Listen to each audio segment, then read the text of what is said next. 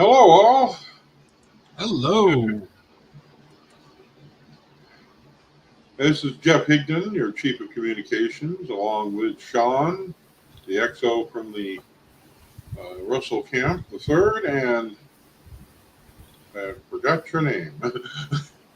Sorry. So Colonel Richard Steele. 10th Okay, Richard, sorry. There we are. There, I could have read that. I'm sorry, Richard.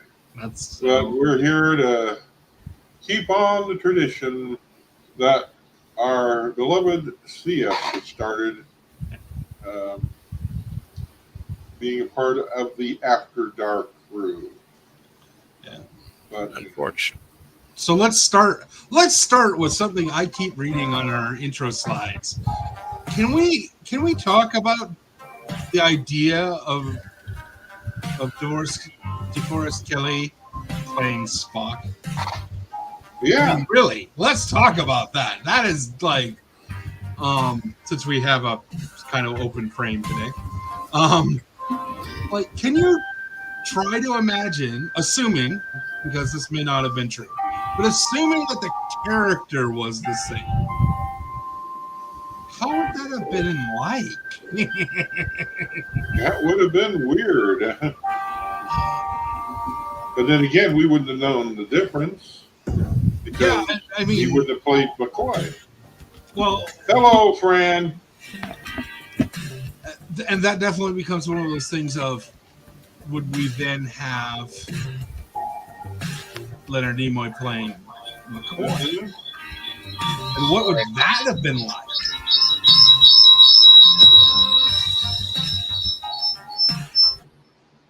I mean... Sorry, my other computer's kind of lagged way behind for some reason.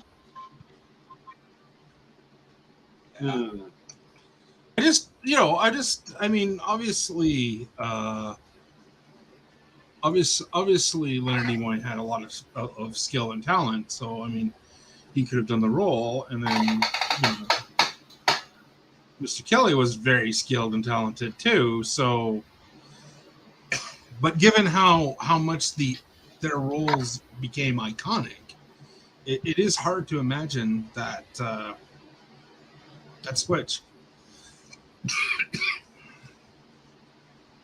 Sorry, I missed what you said in the beginning because of the issue with the other PC. Well, we were talking about the idea of DeForest Kelley playing Spock, and then subsequently the idea being that Leonard Nimoy would play McCoy, and what that would have been like. I mean, you have two iconic roles, but like now you take the actors and switch them. Yeah. I mean, they both can act, so like it could be a thing. But I mean, I guess in a similar way to how we compare other actors playing those roles, it would be similar to that, right? Because as I like to say, Karl Urban was the only person who understood what role he was playing in the first Kelvin Star Trek movie. In my humble opinion, I know other people have different opinions, but I felt he captured it really well. And it'll be interesting if we get any in future stuff, somebody picking up or having a cameo with a new McCoy in Strange New Worlds, maybe, or in something like that, or a related series in the future. Big shoes to fill. Yeah, I wonder if he's going to show up on Strange New Worlds, actually.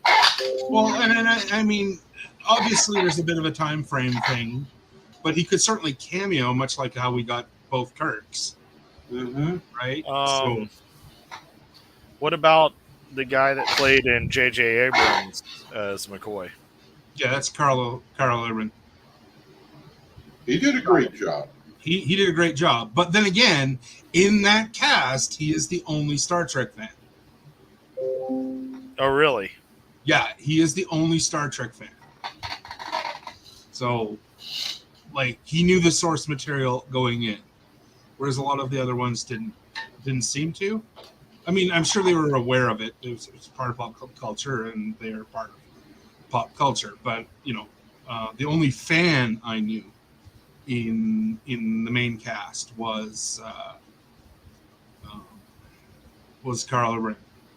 And Carl's good at like everything. He can be dastardly, he can be noble, he's a great, competent actor with huge range. So, not surprising that he was able to walk into the McCoy and like do it and play it. And do things like the ring homage, because he's wearing the ring. In that movie, and he wears the ring because he said, "Hi, I'm Dr. McCoy. I will wear the ring," kind of thing. It's a little different ring than what McCoy was wearing in the original series, of course. Mm-hmm. That ring, I think, that ended up being in his personal. In fact, it might have been his ring. It was his father's ring, which he wore in honor of his father. And when they asked him to take it off, he said, "No, you're going to have to take me with the ring." And so they took him with the ring. So, but that was a detail that Carl then imported into the Kelvin one that presumably nobody else cared about, right? Or at least as I hear the narrative. But I could also see Scotty arguing with a raccoon. I'm not even sure how that reference works. The Scotty and J.J. Abrams was paired up Pegg, with right? Simon Pegg? Yeah. Does he cross references with in the MCU? No, but his little partner was a raccoon-looking guy. Oh, okay. Okay. Shows how often I've seen it. No, that wasn't him. No. But I mean, I didn't like Simon as the character. I just didn't think a comedian was quite the right actor to play Scotty. I thought you might want somebody a little more serious. I mean, I have opinions on everything. Like I vastly dislike the movie and how its direction worked and how everything was set up, and the only thing I really understood was Nero's the only thing I understand is Nero's desire for revenge. That was a good setup. That seemed to work well. Leonard Nimoy as old Spock was great. I thought that part of it worked well. I just thought some of the other stuff didn't need to be set up the way it was set up. Like, I don't know why they wanted to do it where everybody was in the same cadet class. That kind of thing. That didn't make any sense to me. I definitely like the Strange New Worlds breakup. Yeah. No, and that's that. But yeah, the Abrams is an acquired taste. I mean, I'm glad it got other things going, because obviously it did get other things going, but as its own thing, I don't think it's very consistent. Just it felt off. It felt off in its setup. I'm not sure why it wasn't set up to be like a ship responding to a thing or an incident that was happening, and you had some sort of dynamic where the dynamic was similar, but you ended up with a different switch, right? some of it was fine, but it would have felt a lot more consistent if like Kirk had been a second officer or a first officer on an existing Enterprise, that they weren't cadets, but they were an established crew. It really felt like they were taking too much from the superhero narration of this is the first movie, therefore we have to establish the origin story. And I don't think in the movie they wanted to do that works well. Yeah. Now, immediately giving him the command of the Enterprise while he's still a cadet is No. bad. No. And I'll be perfectly honest. For those of you who get the reference, I mean that is what happens in Star Trek Online. As you start your career there, in an emergency situation where your captain gets kidnapped, you on a cadet cruise you get. But I mean, at least there you're acting first officer to begin with. So Yeah. And it's an MMO, so it's supposed to be. And it's a Miranda class too. So like Yeah, you're not in the flagship. You're not in the flagship. You're in a much Nope. much cheaper ship. But I don't know. I thought it would have worked perfectly well with the narrative they wanted to tell in an Enterprise with an established crew of the familiar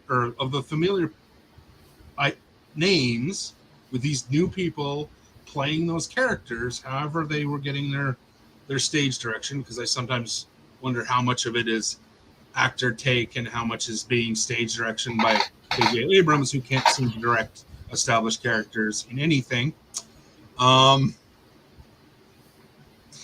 As Star Wars has proven. Lens flares. well. That's his actors. Lens flares. Yeah, that's right. Um, Oh, well. yeah, so it's also an aesthetic. I don't like his cinematography aesthetic is not something I enjoy either.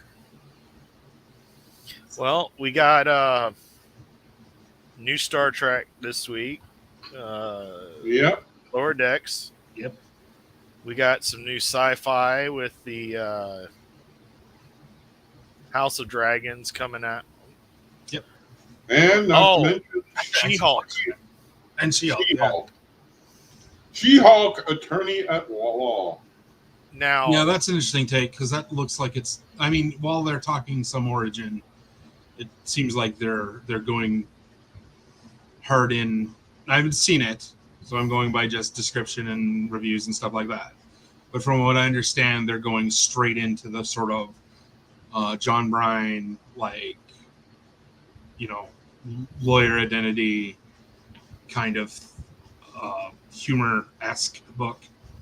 Or, well, this is a show, but like they're not trying to do the whole Savage thing first where she makes a mess half the time kind of thing. They're doing sort of like a mostly in control kind of thing where that's an interesting concept. And No, she is in control. yeah, and so And she doesn't hear two voices all the time. I want to say that the first 3/4 of the show was the origin. And with little snippets popping up from the court. But the first part of the show was establishing who she was. well, I mean, there's a certain amount of that going to happen, right? Because the MCU is a separate universe. As much as I sometimes forget that they shouldn't be 616, but Yeah. anyways. But I gotta say, Smart Hulk sitting there trying to explain everything to her was hilarious. Well, it's definitely meant to be a humor show, and She-Hulk has a history of being a humor book, so not so hard. And David, I didn't know that Simon Pegg was a fan. He didn't do a good Scotty. That's not changing. But hey, complete bias. I am from the same place, or I am from where James Doolan was born. or was raised. So, because he was raised in Vancouver, so bias. But like I said, we got our Star Trek, we got our D&D fix, and we got our comic books all in 1 week. Yeah, no, it's a good week. And we have Dave Blazier on the comment section here. How you doing, Mr. Blazier? My fleet admiral. Yeah, good. We can disagree on that then, Dave, because I'm not. Yeah. That was not I Scotty. thought- It wasn't a I take thought on Scotty.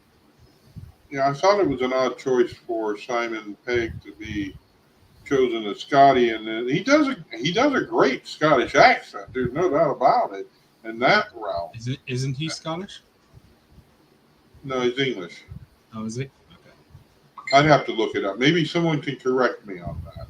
Oh, I'm just saying. No, it'll be something weird, like he's from the Isle of Man or something, Yeah. Sort of like the or he's Welsh. Bee Gees. The Bee Gees were from the Isle of Man. The British is nothing. That's Yeah. a catch-all. So here's the thing. They literally took Scotty and took the raccoon from MCU and went. They put the two together. So instead of, like I said, at least I enjoyed him arguing with the raccoon the whole show. Which show was that? That was Star Trek. The first thing you see with Scotty is he's on a planet and his assistant is a little raccoon-looking guy.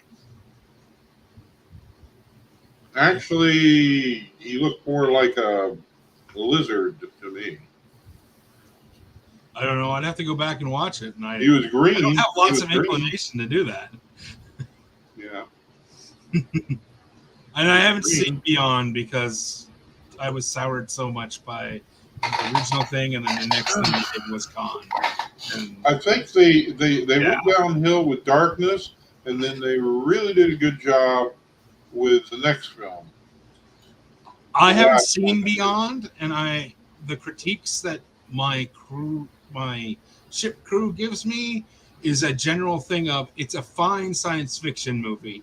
It's just not a good Star Trek movie. So take that however you want. Right. Yeah, he was not a raccoon though. He was green. I remember that.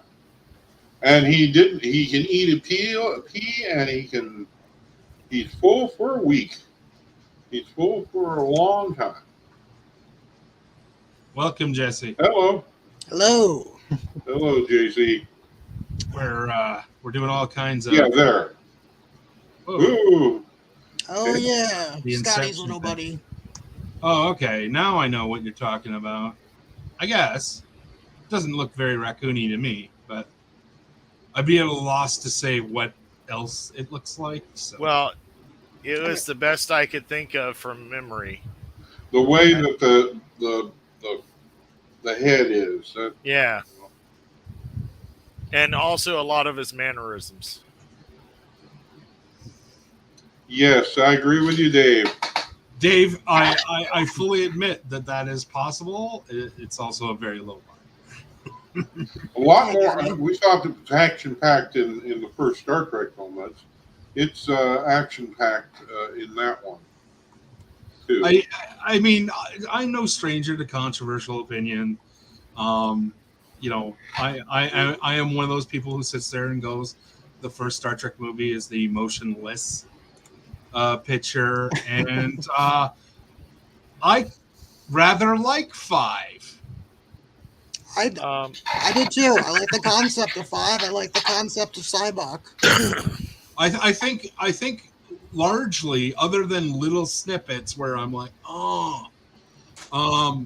largely the story being told is worth telling. Some of the interpersonal stuff we get between the crew is fabulous, and not just the Trinity, but also stuff like, Scotty and O'Hara, and some of that other stuff that's relatively small in the motion picture's whole sense, but like they really feel like a crew that know each other really well and can communicate really well with each other. And I really appreciate that, because the few movies before that, everything is the story is so tight that you don't really get that interaction between the crew. You go from, like, even when you're doing split ups, you're doing that. This is what we need to do now. All right, you three go off, do that. So we'll see that scene. Then the next scene will be the other scene. But you don't get that interpersonal. There was so much in 5 where people were just talking to each other and interacting with each other. And I really enjoyed some of those things. And as corny as Shatner's delivery normally is, the line of, and I'll bungle it because I'm trying to do it right now. I normally can do this really well. But I need my pain, like that whole sort of bit of monologue that Shatner does about his pain and how he needs it and how it is part of him and how that is. I think that's really, really a good, arguable, but like a good message and a good understanding of it. But I do come from a personality that's very hardcore of, like, if you give me option 1, fix mistakes in the past, or option 2, cash money, I always take cash money, not because I'm greedy, but because you know what happened when I did these mistakes. I learned from them. I became hopefully better. That's subjective. But I know what came from those. If I go back and fix them, I will not know my own self. Dave, I sent you a link if you would like to join us. Yeah, I mean, and if anybody else would like to join in, we have room. We have room. In a few minutes, I'm going to switch cameras and go fulfill my commitment from the VIC. But the hair goes away. So, but you're going to keep the beard? Yes, I'm keeping the Santa beard. Okay. That's fair. I just mentioned it. That's all. But yeah, no, I like 5, but 6 is my favorite movie. Yes, it's not Con. My favorite movie is Star Trek 6. In fact, Con is 3rd because I use one continuum. So the Next Generation movies are still Star Trek movies, and I use that continuum for that. So my 2nd movie is First Contact. So my 3rd movie is Wrath of Khan. I'm going to go weird because I think it came out right when I was like middle school, and The Journey Home. I was really into both the space program and marine biology, like really big. So when that came out, it was like, oh, it's a perfect combination. Yeah, that would have hit all the marks on that. So I was like, oh, you're going back in time to do what? I have to admit that the first Star Trek movie I saw in the theaters, and I know for certain I saw in the theaters, was First Contact. Yeah, same I here. may have seen Generations in the theaters. Oh. But I don't know.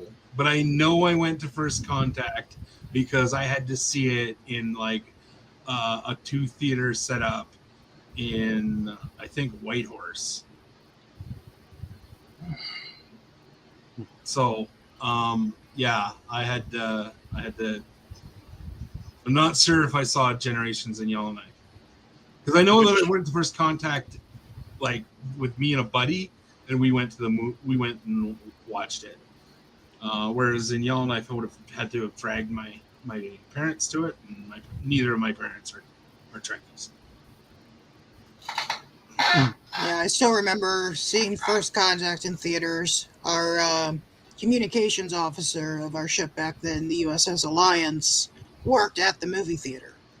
So we had an in to do this big club event, and it was open to the public. We had like trivia contests before it opened in the theater, and they were passing out stuff. In fact, this Tribble came from the First Contact premiere. Oh wow! But yeah. Yeah, no, I love First Contact, and it was Yeah, one of that's the those first things, one that like, I remember seeing, but I may have seen Generations. But I was born like a month before Wrath of Khan came out. So, I grew up on Next Generation. Voyager was my first series where I was watching it from the pilot in syndicate, on the air. I do have the privilege to have watched the pilot for Next Generation. Mm-hmm. I watched that pilot. I watched the Deep Space Nine pilot. I think I even watched Caretaker as a pilot. I have to admit, though, I didn't get into Deep Space Nine until well after it had finished. It was one of those things that just didn't grab me in the first couple seasons, so it was an easy sort of like, I missed it or whatever. Back in the day where you couldn't just pull up a streaming service and watch a whole series in a couple days. Yeah. Where you'd have to, And they never syndicated it quite the way they syndicated Next Generation. At that period, I was watching between Voyager, Deep Space Nine, and I think Stargate. So Voyager and Deep Space Nine went off the air, and now all I had was Stargate for years. Mm-hmm. It was a big series. It was, yeah. I love that series. There were so many. I like Gene Roddenberry's other stuff, like Earth Final Conflict, and obviously Andromeda, since my ship is the USS Andromeda. I would never have guessed that was where that name was from. But it still goes back to Gene Roddenberry, Robert Heward Wolf, Majel Barrett. Yeah, Gene Roddenberry produced Andromeda. There was 4 series, weren't there? Other than Star Trek. Star Trek, Andromeda, and then there was at least one more that I can remember. Earth Final Conflict. But I can't remember the name. Earth. Yeah, something. But Fran, you're only 29. That math doesn't work. Mm-hmm. Well, I actually like the motion picture, but I like the director's version much better. I don't know if I've ever seen a director's version. I definitely need to track that down. But I also like 2001: A Space Odyssey. I like that style of film as well. Yeah, that would make sense. Like the thing, because those have similar styles. Well, that's what inspired the motion picture, was that kind of super realistic style and all those slow sweeping shots. Yeah, whatever. I hate Kubrick. Hey, it worked great for the Cerritos. We got like a whole minute of animated just ship flybys and spins. Yeah, I know, but there's a different projection on that than, because let's face it, with the Cerritos, it's parodying that particular cinematic style, right? So that's true. But they get very technical. They are really good at reproducing that feel. Yeah, I don't know. I prefer.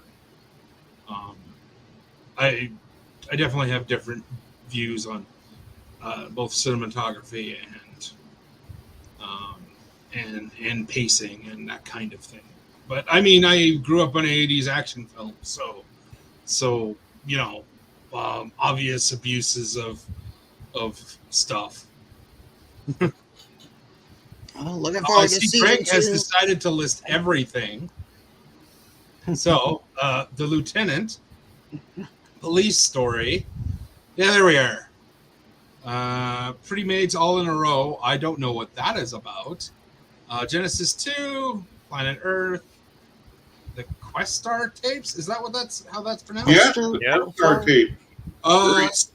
Spectre, Earth, the Final Conflict, and Andromeda. Mhm. And Spectre was so much better in the Theater 3000 or whatever with the 3 robots and the guy in space. Good night, Dave. Have a good night, Dave. Right. Oh, that's interesting to only have the Kelvin movies because you're only Star Trek films, especially in theater. I mean, I get it. Like, there's only a possibility of that, and then maybe you're in one of the cities that has the Wrath of Khan doing its re-release. Yeah, I Right. was just Which about would be to really cool, but apparently they're not bring up doing Wrath it of Khan anywhere in because that's Canada. coming back to theaters around next month. Yeah, but apparently they're not doing it anywhere in Canada. So Ah. here's the thing: the Wrath of Khan did bring in a generation that wasn't going to even, wasn't even going to see Star Trek. Yeah. And Like the original TV show. right, and it kind of spurred interest, and if you think about it, Discovery, Strange New Worlds, all that stuff wouldn't have been if not for the Kelvin timeline. You've mentioned on previous occasions that I ragged on the Kelvin timeline.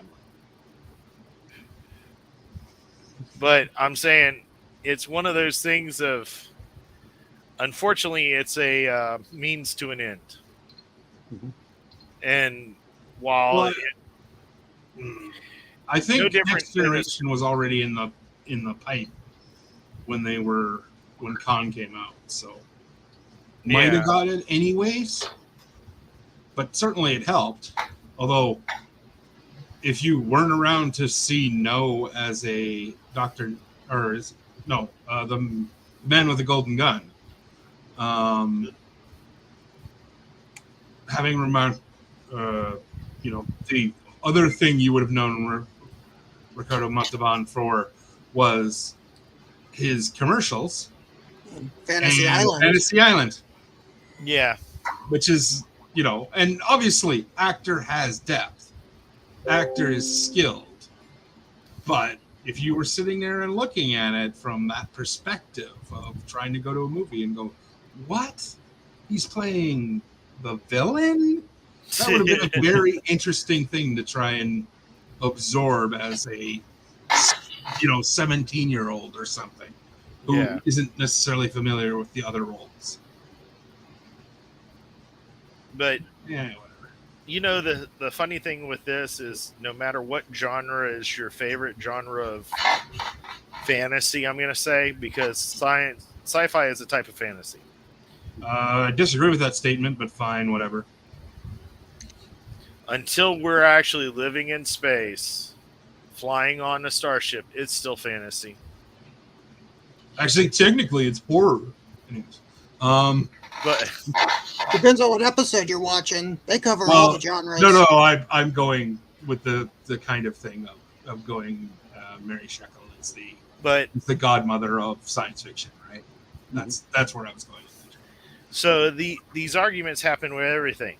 Star Wars, 1, 2, and 3 fans get dogged by 4, 5, and 6 fans. But it's all. Are we not even going to talk about 7, 8, 9?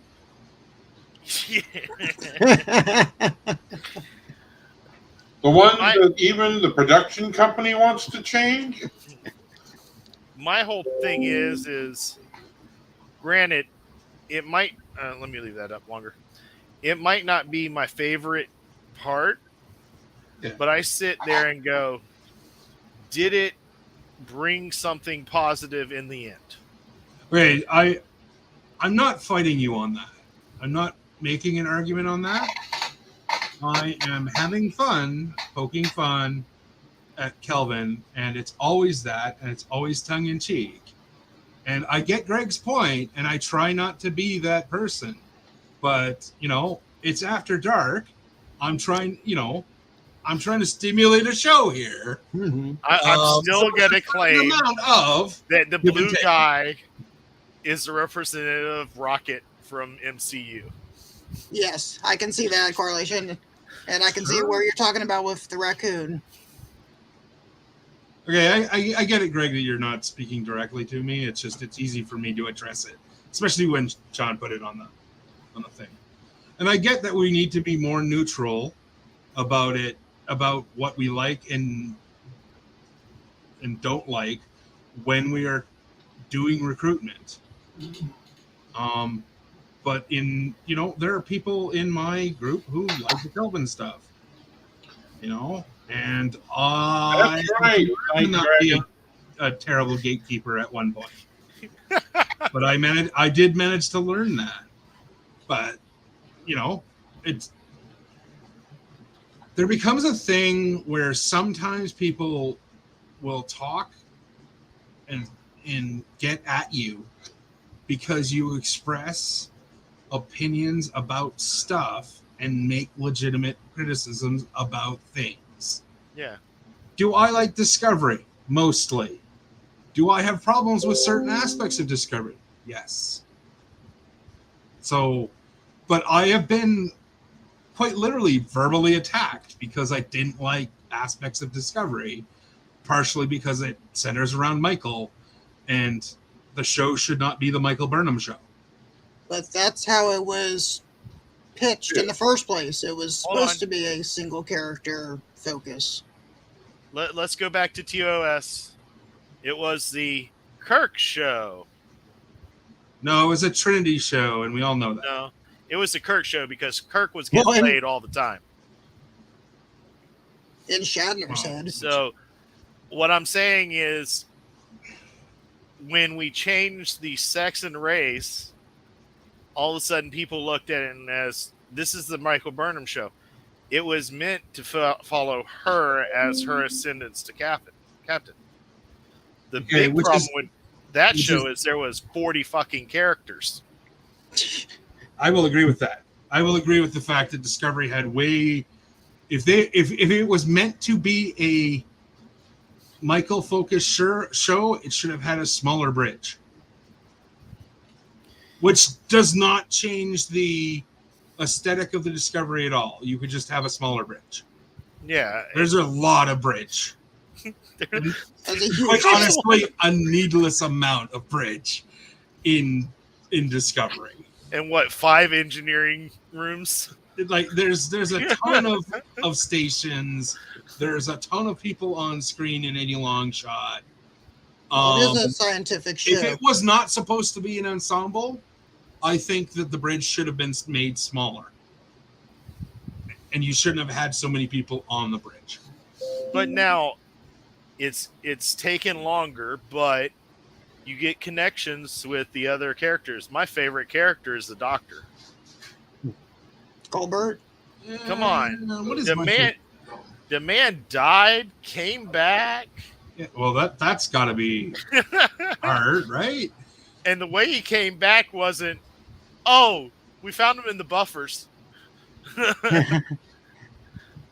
But it's one of those things, they're developing a lot of characters. Now, that show should be spurring many other shows. Because it did spur at least one. I haven't seen and anything theoretically from is Section 31 supposed to and the Academy yet. Like it's supposed to spur off another one, or it was supposed to spur off another one of 31. 31 and the Academy. And this new Starfleet Academy, but that only came last year. But it's all still in the pipeline. Yeah. Supposedly for after Picard ends. Once they clear up a slot. Is that what they're doing, is waiting for Picard? I think so. Because Picard only has one season left. So I don't think they want to oversaturate with too many new shows at the same time. Now, if they Well, don't that sounds do a reasonable war because show, Picard is a 3, like it. That's a hard finish. Mm-hmm. Unless they, I'd like the only thing they can do, they could spin off a show, like a Raffi 7 of 9, like Buddy Ranger show, which I think would be great. But Yeah. that's a personal opinion thing. Yeah. I'd love to see her, Chakotay's Maquis background. I'd love to see her and Chakotay have joined it together in the first place. It just makes, rather than going back to Starfleet. How much visceral would you like? I Sorry, mean, I we never see in thought Prodigy that he made stayed sense. with Starfleet. I never thought that made sense. I never thought that it was good chemistry. No. I much prefer the chemistry between Raffi and Seven. Oh, I agree. And I just think that when they first got back to the Alpha Quadrant, it should have been Chakotay and Raffi disgusted with Starfleet that went and joined the Rangers together, and then split up maybe when he died. I wouldn't mind seeing Will Wheaton based what is it, Wanderer or Traveler series? Traveler. Well, it sounds like it might end up being part of Section 31, maybe, if they go temporal time jumping. Yeah, I have a funny feeling there would have to be some very strong bridging between CBS and Will to try and get him into an actual series. Sure, he I likes think his guest I think the appearances. cameo was very well done, and I think that definitely helps. But I think there's more work to be done on that because of old bad feelings. So I don't know how. It'd be great to see Will doing something in Trek. I would love some sort of like Gary 7-esque thing with Will being a special, probably not a series regular, but like a special guest star as like being the boss of that kind of series. But that would definitely be Star Trek doing like a Star Wars Solo or a Book of Boba Fett kind of thing, where it's like, hey, we are deliberately going fairly far away from the source material here to tell a different kind of genre of story. Yep. And I'm not sure how well that'll sell to CBS because some of the backlash Star Wars has faced on some of their different genre but same universe shows has been, there was a very strong argument that Boba Fett would have tanked if it wasn't Boba Fett, for example. At least Star Trek established genres episode to episode. I agree, Greg. It would be great to spin it off because that was something that was something Gene wanted to do, but never was able to really get into a thing. I was surprised that Denise Crosby came back for Sella when the way that the studios treated her. She wanted to come, or as I understand the narrative, she really wanted to come back because, kind of because of the fans, like how the fans had embraced the character and decided that it was good, and that, I mean, obviously there's and there's a ton of stuff, of backroom stuff that that we get snippets and tidbits about through various means, right? And there's definitely executives on the Star Trek shows, especially in the 90s, that had some serious. So I'm gonna drop down to the haircut cam. And while y'all continue discussing, I'm gonna go fulfill my commitment to the VIC that I said. And to be perfectly honest, a lot of us were a lot of the technology, and like, what Discovery can be what it wants. if it's always been intended, because that's, I don't want to say it's news to me, but I think it's been better conveyed this round, that maybe it is supposed to be the Michael Burnham show, and I'm like, all right. I don't know.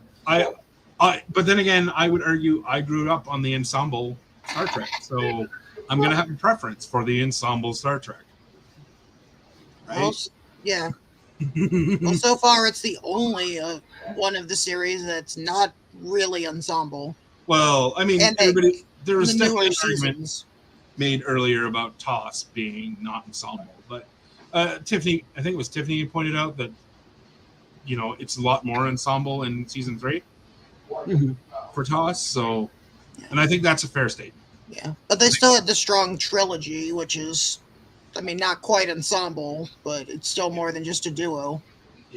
And you know, and obviously Strange New World was made more ensemble.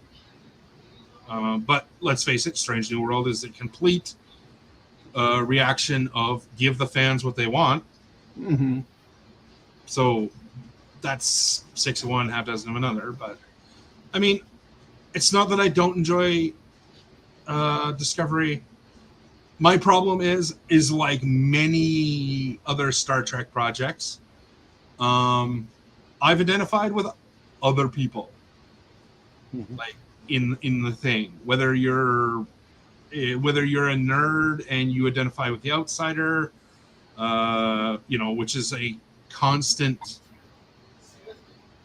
theme in Star Trek. Whether you're you know, whether you're a Spock fan or a Data fan or a Odo fan or a Doctor / 7 of 9 fan for Voyager, Or even a Neelix fan. Neelix is an outsider too. Different style of outsider, because he's super extrovert, which sort of these other people are more introverted. But I've actually met people like that, especially, you know, new immigrants to an area. You know, they're absorbing the culture. They're super enthusiastic to fit in. You know, that's a very real personality type. Oh yeah, no. And I guess in Discovery, I would say it's Saru. I mean, obviously, there's a bit of the argument of it's Michael, but I'm stepping away from that because I'm like, you know, this is stuff we've covered sort of before. So let's go with the new character of, hi, I come from a pre-warp society. I was rescued by Hi, I'm a plant. woman. Captain Giorgio Prime. Lieutenant at the time. Yeah, but I know, but like the point being is that, hi, I'm here. And I joined Starfleet and I learned a whole bunch of languages the hard way. By the way, that episode sucks. When the translator fails. Yeah, when you get the translator fail and they're not all using English, that was a hard. I'm like, no. I know what the real world's like. Well, and we're already going to a real world where we all speak English. Well, it didn't even seem like they were all speaking languages they actually knew. It was like the universal translator was mistranslating them into random languages. Because there was people speaking Klingon that the characters shouldn't have known Klingon. I guess I really wasn't paying attention to what languages were being done, but I'm having one of those moments of it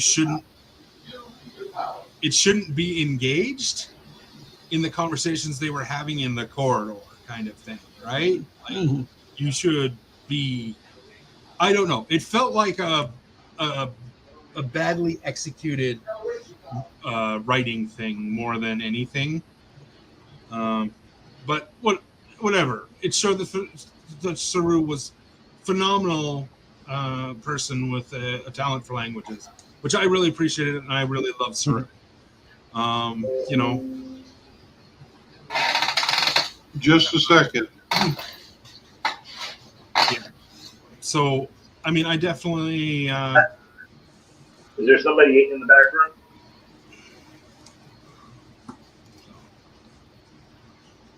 Yes, he is, Greg. He is shaving his head. I believe it's for an amount that we made on the auction at VIC. When we hit $2,500. Yeah, there we are. $2,500. He got that. And, my RC got pie, and then 1,500, and then I think also at 2,500, he got an ice bath. Yep.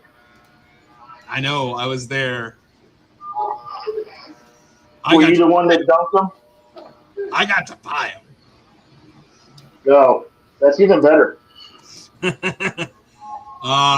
No, James did the ice water because we're using a haystack, or we're using a military thermal tin. So it by itself weighs something like 10 pounds, and then full of water and ice, it weighed significant. And I was not comfortable trying to lift that over Derek. Where I could no kidding. Because knowing my luck, I would have dropped it.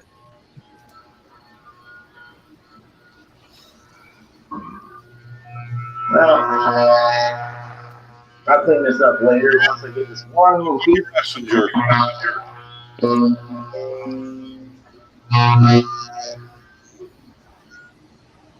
Oh, wow. That's a pretty good job for yourself, Yeah. sir. I haven't able to. I just need to go over it a lot more. But one moment. I Go think, lighter. Messenger. I think that's sufficient. I think that fulfills the requirements made, at least, and you can clean it up later.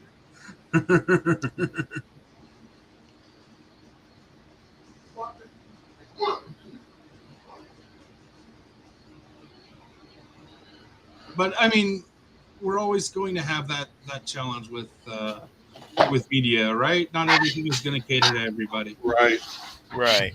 So, I mean, and I understand that, and I know that today I've been the vocal. I'm going to say controversial stuff because that's my thing today. But I mean, mostly for entertainment, right? It's so wonderful. Star Trek has so many flavors of storytelling styles and Right. perspectives. Everything from the wagon train to the stars to the frontier town on the edge of the galaxy of Deep Space Nine. Yeah, just don't tell the Bajorans that. They get they grouchy about that. Well, yeah, there is a bit of a Federation colonialism in there. Yeah.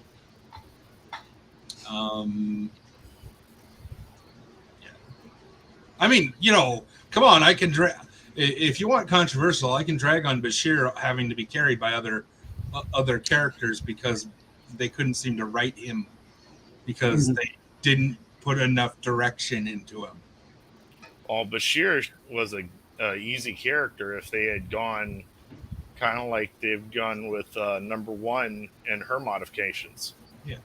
Well, the biggest thing for Bashir is that Bashir in the Bible that the writers got for season 1 was young, enthusiastic doctor. He was a sentence, like a sentence. That was the direction. So, like, I get it, but nothing about the actor. The actor is competent. He can act. He can do things. It just seemed like the character Bashir couldn't work on his own, but he worked really well with other people. Yeah. You get great episodes with O'Brien. You get great episodes with Garrett. You even get some interesting episodes where he's like with other, like a handful of other characters, like Kira and such, or something because of thing. And he worked really well then. But when he was carrying anything, he couldn't seem to do it on his own. Though some of his best episodes were those one-on-one Crash episodes. Oh yeah, I'm thinking of him and Jake on the Warfront. I love that. I love aspects of that show, that episode, but that's a Jake episode, not a Bashir episode. And it is quite literally. In fact, we were just talking about this. Me and a couple of the crew were talking about it last weekend, where we were talking about that. That's Jake's grow up episode. Jake stops being a kid and starts being an adult, as you seem to need to do in almost any series with a kid transitioning. Right? You have an episode where they very much, do a lot of growing in a single episode. Right? I thought that that's how they were going to deal with the Will Wheaton thing. And it was because of his parents that never came to fruition. It's possible. The stuff behind the scenes. Will has a lot of behind the scenes of how do you adjudicate some of that. And it's very unfortunate, some of that, because it would have been nice to have seen him as a mature character, as an adult, as a functioning member of Starfleet. That would have been nice. I mean, I realize the Traveler thing, which, you sort of get this idea that from the not quite cameo, but really close to being a cameo in Nemesis, that that he's back and he's moved on from that. But obviously, based on stuff we have in canon since, he obviously did, for lack of a better term, lapse back into being some sort of Traveler-like. And he didn't even use his Traveler powers. He took a transporter in the cameo. Was it a cameo or a transporter? Yeah, in the card, they left by transporter, not by the Traveler teleportation. But I thought that they transported up to his ship. Mm-hmm. But that's the thing. He's got these Traveler powers, but he's traveling around in a ship. Yeah, but you still need a ship. Okay. Oh, that's true. I guess the original one was. Based on the Traveler stuff that we have seen on screen, you still need a ship. All right. That's fair. But based on that, I don't know if there's other things involved here.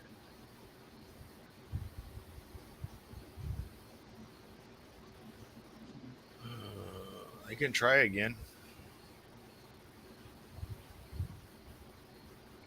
Let's try it.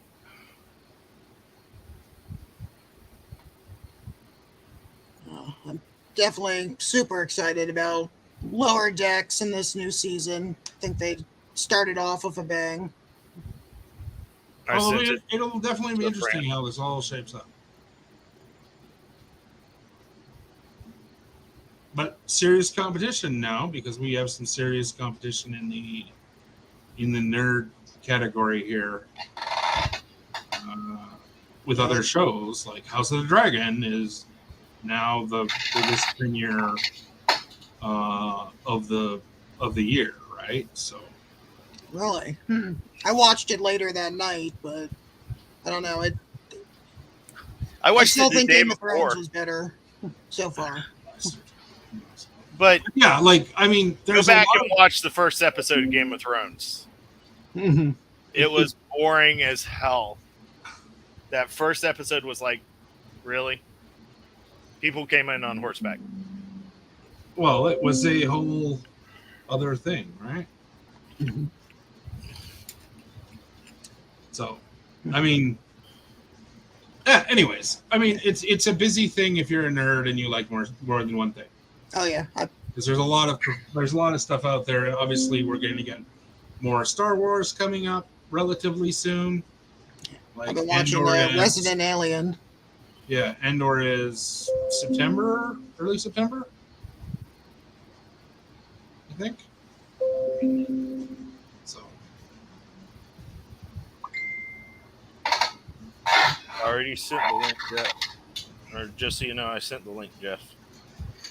Okay. Anyways, I mean, it'll be fun and in that for various things, right? So it'll be. I don't know.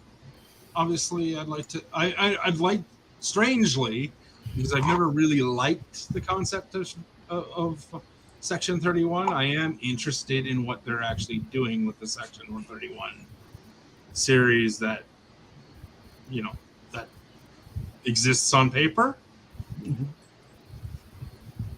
and has existed on paper since the end of Discovery Season 2. Because I thought they were going to spin a bunch of characters off Season 2 into that show. Mm-hmm. And I don't know if they're doing that now. Yeah. Yeah. And now we know, because we know that she was the main character that was name dropped as going to that show. And now she went to the future and then left the show from that point through Yeah, the Guardian. But She could arrive anywhere. We have no idea what time setting they'll stick her in, and therefore which characters they can draw from. Yeah, no, because I thought it was going to be Tyler and her and a couple of the other loose ends from Discovery, from that last episode where they were on the thing and basically going, I don't know what happened.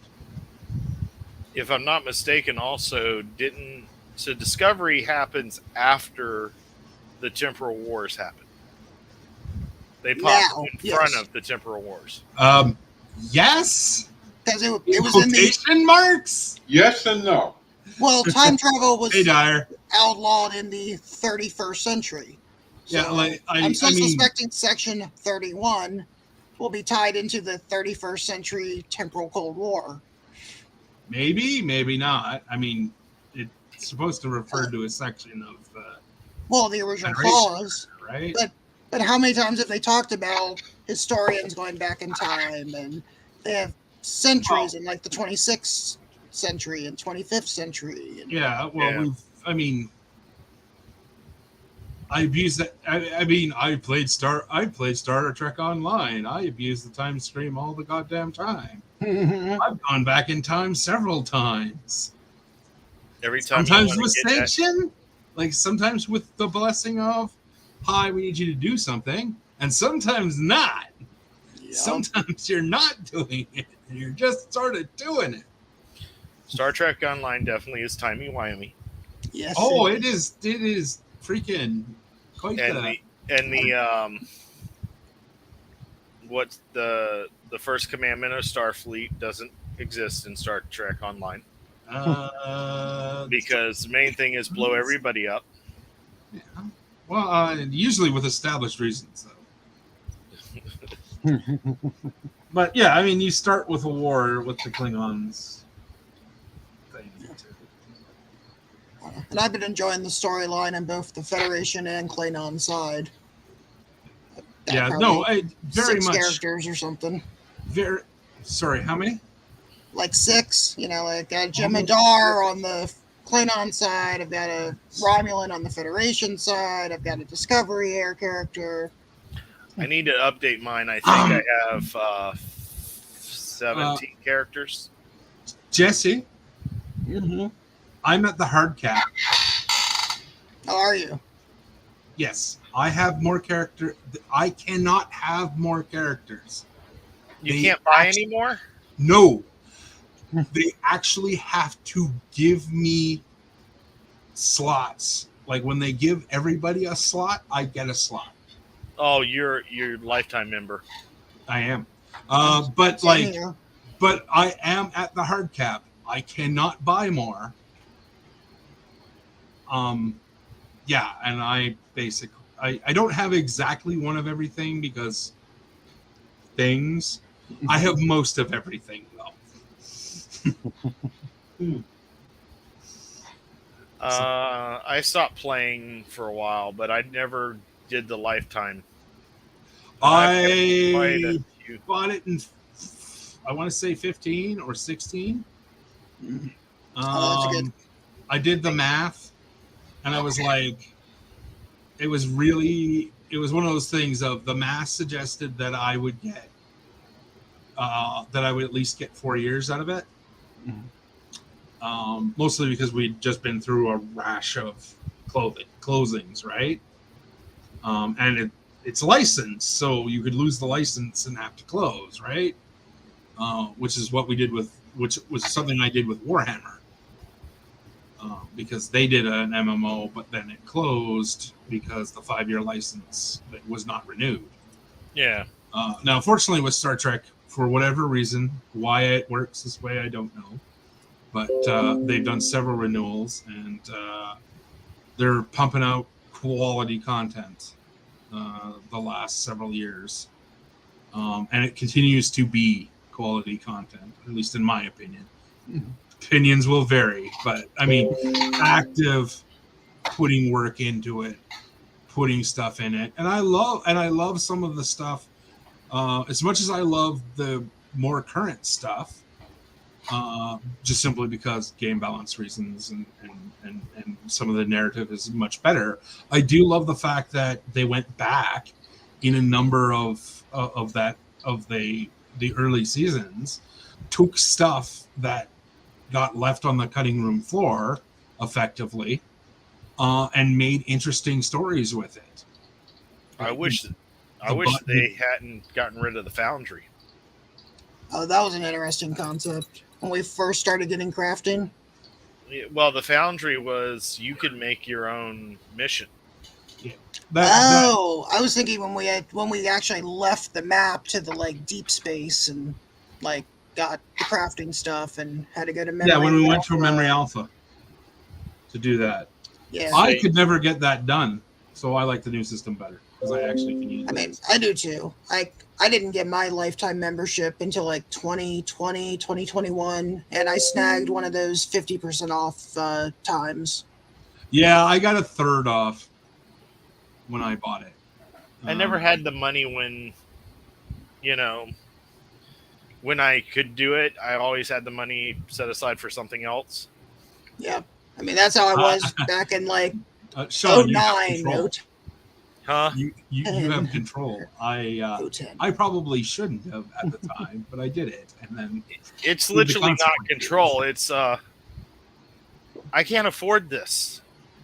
Well, and then, you made it sound like, but I was saving for something else. Well, my saving for something else is through a stock program where I pay in like $10 a month and build up. That's how I got my printers. Okay. So when you sell that, you lose money if you don't sell it at the right time. So okay, sure. I didn't. That was how I've been doing it. So. But with my job, I don't have any extra money right now. My money goes to gas. Yeah. I don't have a car, so lucky you. Not lucky me, but yes, I get what you mean right now. You have a job close enough that you don't need a car. Well, transit happens to go to my job. There is no transit in Florida. Let me explain about transit in Florida. There's a Greyhound bus. The best station is at least half an hour away from here in a car.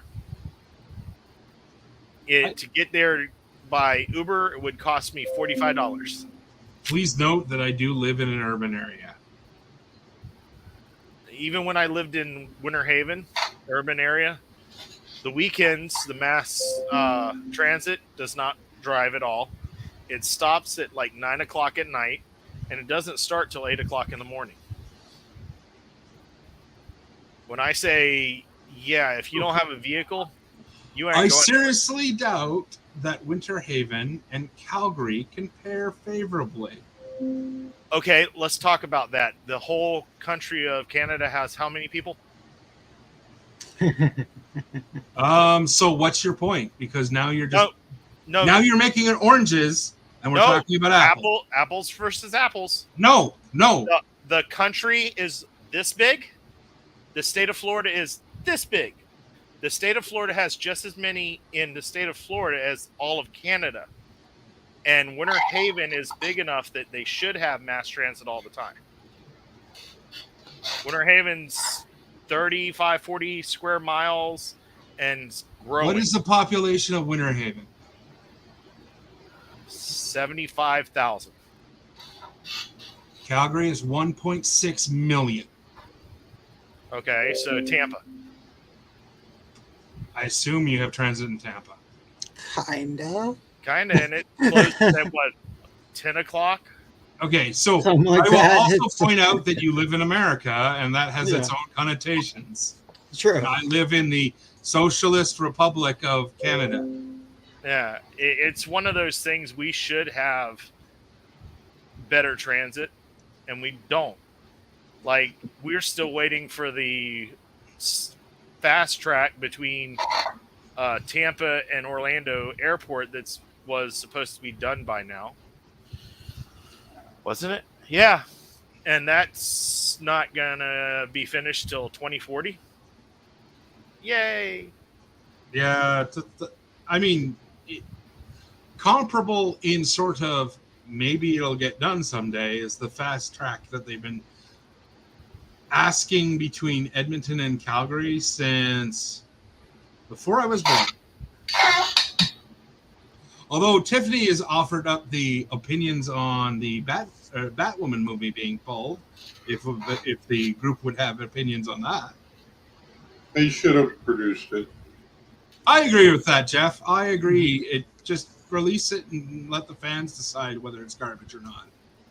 Yeah. I mean, it can't be worse than the one before. Can't be worse than the last Batman movie. Oh, wait. That wasn't that bad. That is It wasn't that controversial. great, but it wasn't that bad. I couldn't get past the first 30 minutes of that damn thing. That is We're talking super. about Well, what was the latest one, right? Yeah. yeah, the one with Sparkly Twilight Vampire. Yeah. whose name escapes me, and it escapes me. Patterson. Yeah, and I'm glad he got the role because I'd like to see him do something else because I feel like he was superly badly typecast and he's been struggling ever since, and I don't think that was fair to him. For some reason, Fran's system won't let her in.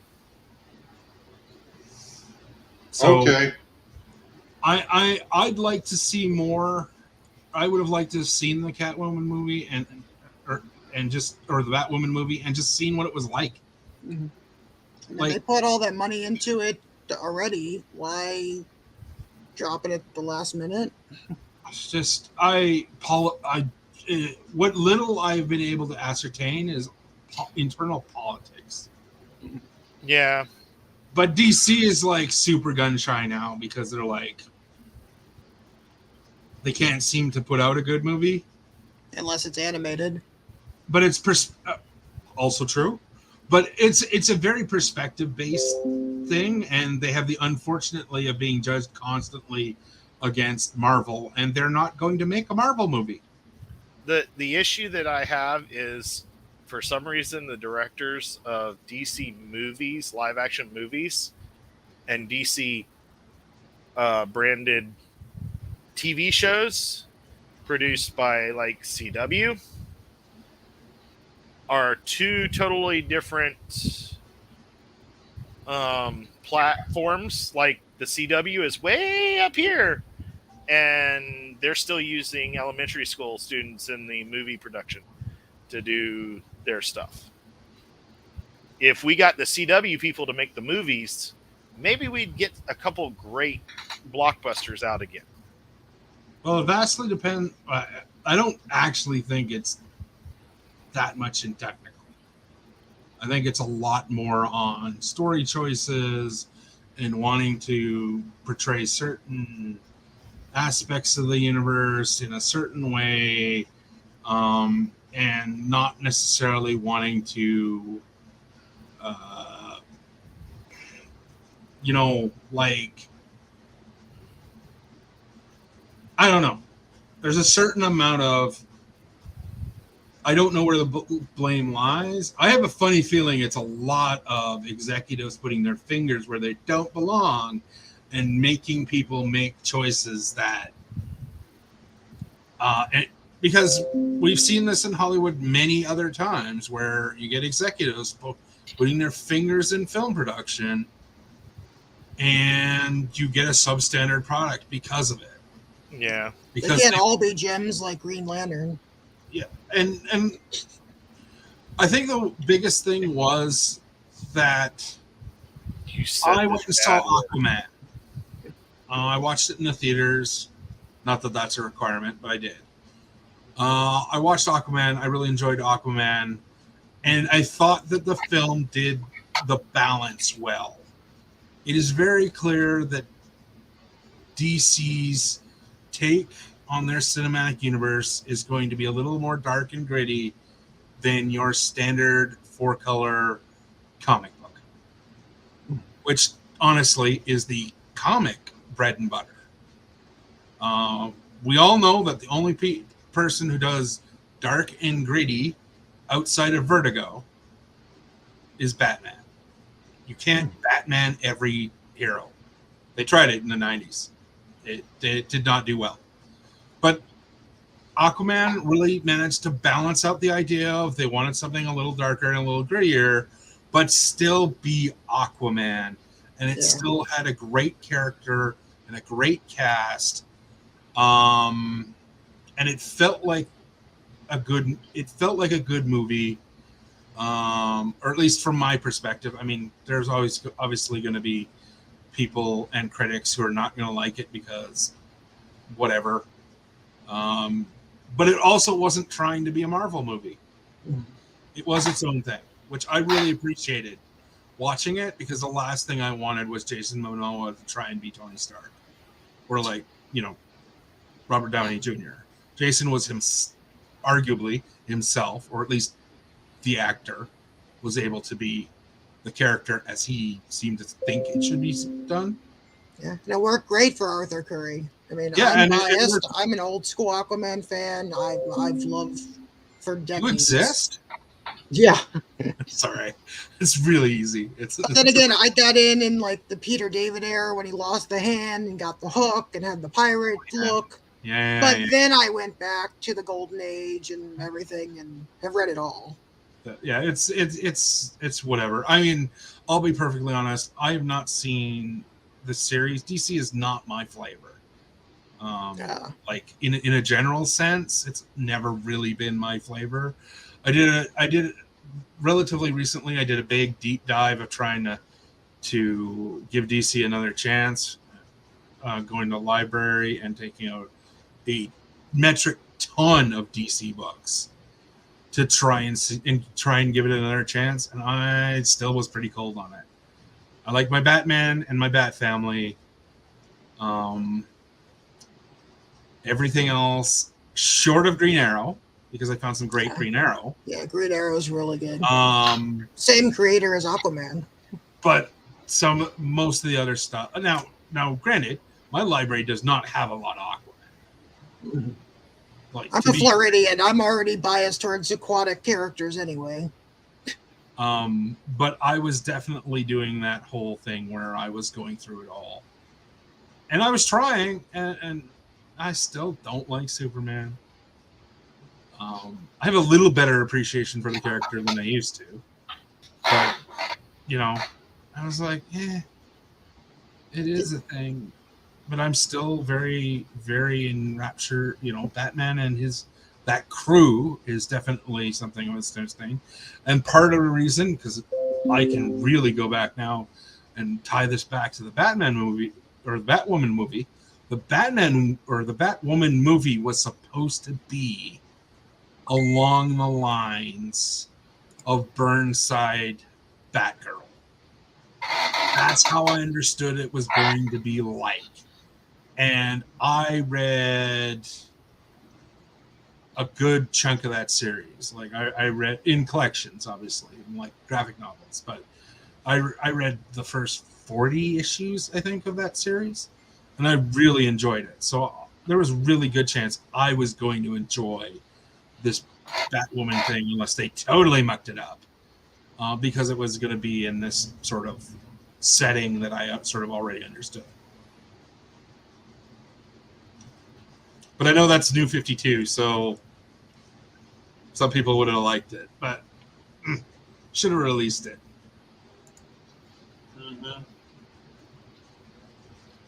Ooh. I didn't know Val wanted to be in this round of Batman. Well, he can't because he can't speak. Yeah. You got to remember that he's got that, I guess, cancer that took his voice out.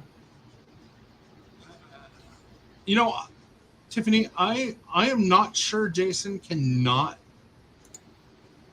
fail. It seems hard for him to fail, though. But I think there was a time where he could have.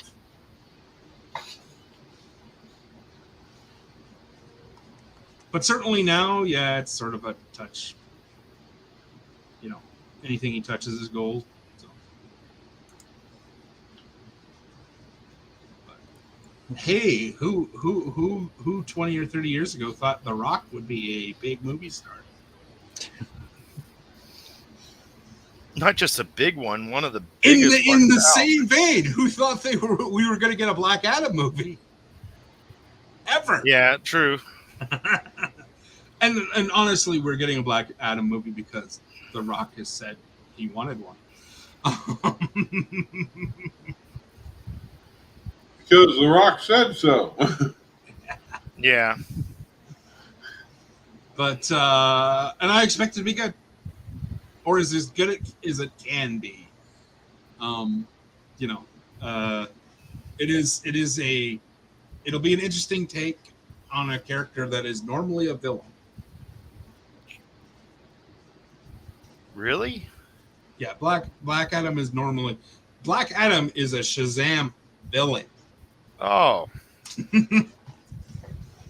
That'll be interesting to see what they do. So it'll be interesting to see that. Now, he's done anti-hero before, obviously, because almost everybody's heel turn at some point. I mean, to be honest, there is a time period and time modification where Doctor Doom is a hero. And Dr. Doom was a Trekkie. Yes, he is. Although that is a more modern take, but yes, he is a nerd. At least Yes, more than Peter very Parker. well versed on that. I'm actually the thing that pisses me off in that scene is that I'm not sure which Spider-Man that is in that scene because I've only seen the panel. Mm-hmm. But I get a little miffed that Spider-Man doesn't know. Yeah, but you know, he's just a kid. TOS is before his time. Well, yeah, and that becomes a whole. It's very argumentative of what's going on. Like I said, I don't know which Spider-Man that is supposed to be, right? Because obviously some Spider-Mans, i.e., Peter Parker, who a strong argument could be made that should be around my age, or maybe a little younger than me. Where that shouldn't be as big a problem because at least he would have been able to see the movies if for some reason he had not seen TOS somehow on the millions of stations it was syndicated on in the 80s and 90s. I mean, yeah, I get it. It is fun to do that whole thing though of Doc Doom being like a genuine nerd with like a pop culture reference. It was really really good that's the Greg, that's the problem. It's a comic panel and I've only seen the panel in a meme. A meme where it was pointing out that Dr. Doom isn't a villain, he's a nerd. So I don't know what it was, but it is a comic panel and it's not one of the movie Yes. It does have me thinking because there was a lot of crossover comics. I know, like the X-Men met the Enterprise, both next gen and original series. Trying to remember if there was ever a Fantastic Four Star Trek crossover. I don't For think all we so. know, they might have actually met. But I think the X-Men have done one with every. I'm not positive. I think they did every Star Trek up to Voyager at some point. It would make sense. And I So, just recently I know read there was a a Deep Space Nine. Kelvin universe crossover with Green Lantern. Two different ones actually. That's interesting. Mm-hmm. Which of course weighs the question of which Green Lantern. It was Green Lantern Corps, so Hal was there, but Oh. Guy was also there, and Yeah, see, there were several others. there's a worthless hero guy. Guy Gardner. Every time he gets punched in the face, one, he deserves it, and two, it's glorious.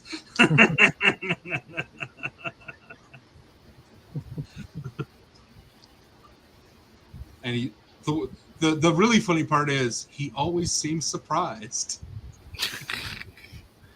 I'm like, dude, you're a jerk all the time. Yeah, that's the other problem with DC. Wait, Spider-Man DC? No. No, it's Marvel. No. But Green Lantern is DC. Crossovers with Superman, but Well, here's my problem with DC. Every 2 movies, they decide to reset it every single time. It's not like their comics Batman. are different. Batman. Oh, we've got 2 to 3 movies in. Let's change it up again. Let's start from the beginning and change everything about them. Ironically, Spider-Man's the exact same way, but anyways. Yeah, that's why I went wait. But that might be a Sony thing more than it is a... I think Spider-Man is literally Sony trying to keep a hold of that property, so they remake it over and over again to just keep just it to theirs. keep the license, so that Yeah, they have... and they've so even Marvel has to admitted that. roll. Yeah. So Tiffany, I'm going to say this. The Rock is an actor who plays The Rock really well, and people write scripts that work around that. So I don't know if that's actually running counter to your sort of unpopular opinion, but I honestly think that that's an aspect of it. I think he is fairly typecast, but people are willing to write around it.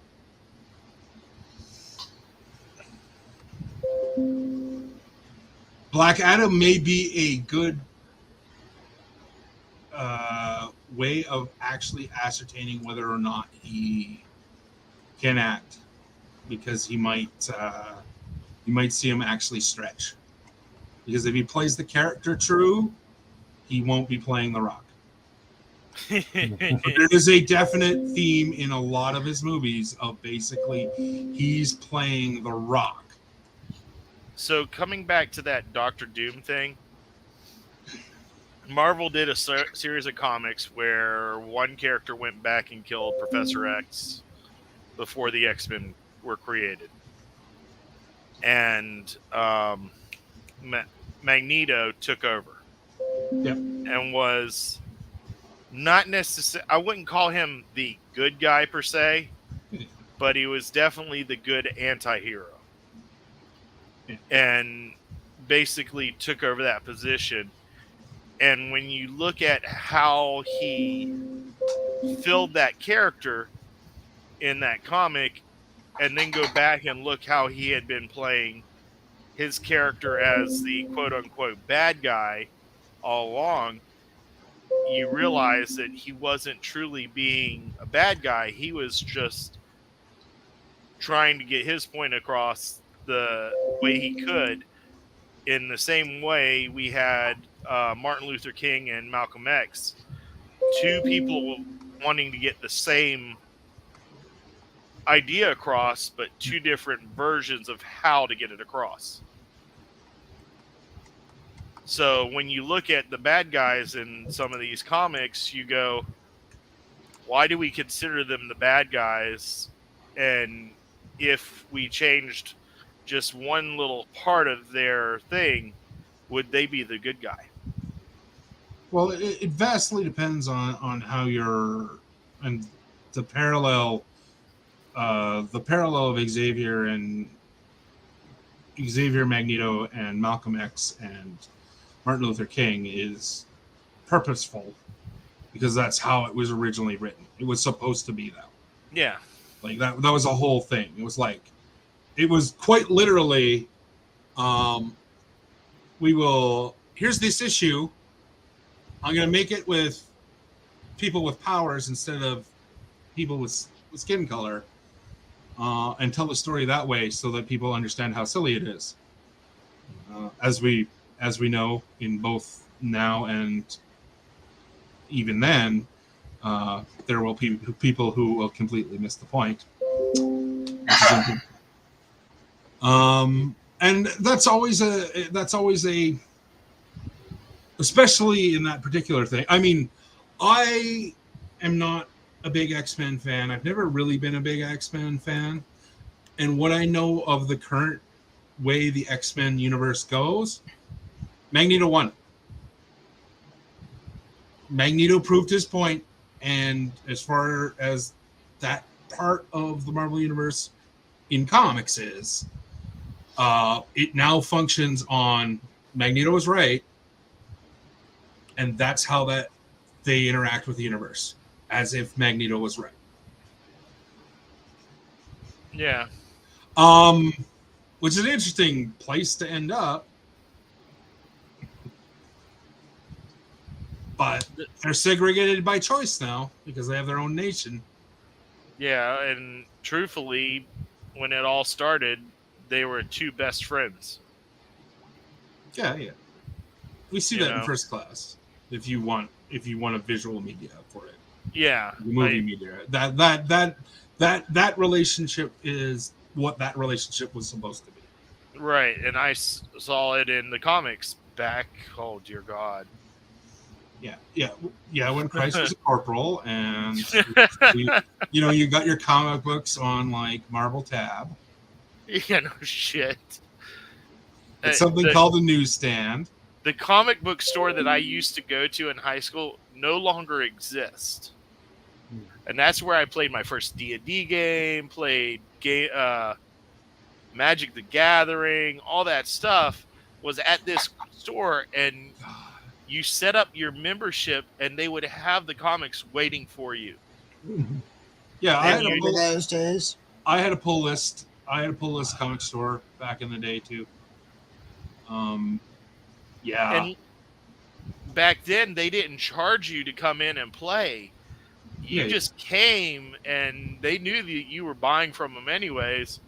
And unless it was a tournament, there was no fees. Nowadays, you go to a game store, and if you want to play D&D, you pay $5 to $10 for the day.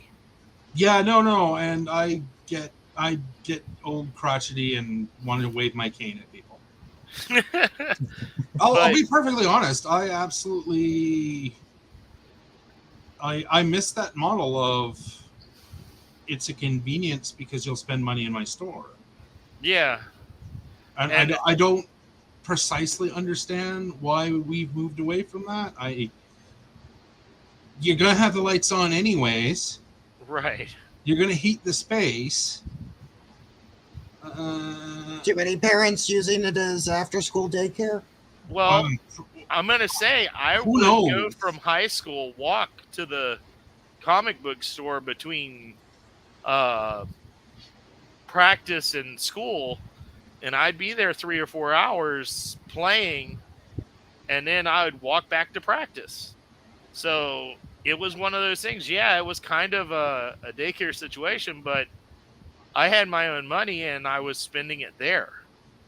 So $50, $60 a week that I earned on the weekend went to comic books that if I hadn't been in that store, I didn't buy. Yeah. Yeah, it's a quirky situation. I mean, I know that I think it's $5 at the store downtown. In Calgary, we have a number of stores, obviously, and some of them have space and some of them don't. Yeah. The Century Box, which is one of the biggest RPG, actually, it is RPG only. RPG board game. Right. It does not have a comic selection. and it's one of the biggest in the world. So there's that. But I mean, we've lost a few stores for various reasons. Obviously, COVID does a number on that kind of small business to begin with, right? And we had stronger restrictions in some places, which included shopping. So there was a certain amount of that kind of element to it. I mean, I'll be perfectly honest. If I want an RPG, I have to go downtown. If I want a comic book,